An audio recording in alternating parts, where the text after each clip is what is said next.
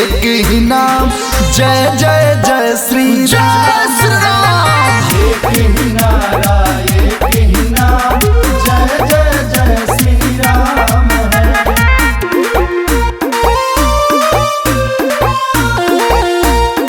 जय श्री राम।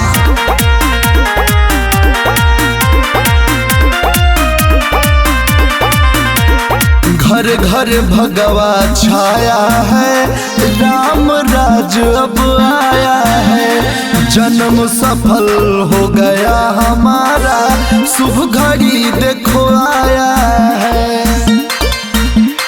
जय श्री राम। घर घर भगवा छाया है, राम राज अब आया है। जन्म सफल हो गया हमारा, शुभ घड़ी अब आया है। जात पात की बात नहीं है, सब लोग एक समान है, सब लोग एक समान है। हर घर में बस एक ही नाम, जय जय जय श्री राम। एक ही नारा एक ही नाम, जय जय जय श्री राम है। एक ही नाम,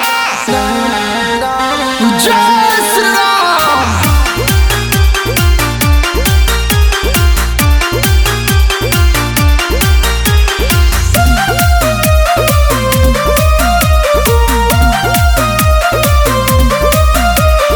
हर फूलों से सजाना है, मिलकर दीप जलाना है।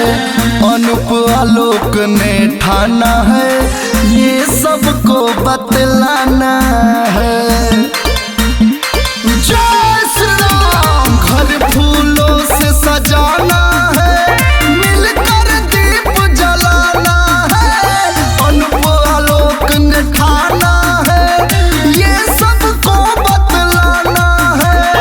हर हिंदू के घर में यही पहुंच रहा पैगाम है, पहुंच रहा पैगाम है। हर घर में बस एक ही नाम, जय जय जय श्री राम। एक ही नारा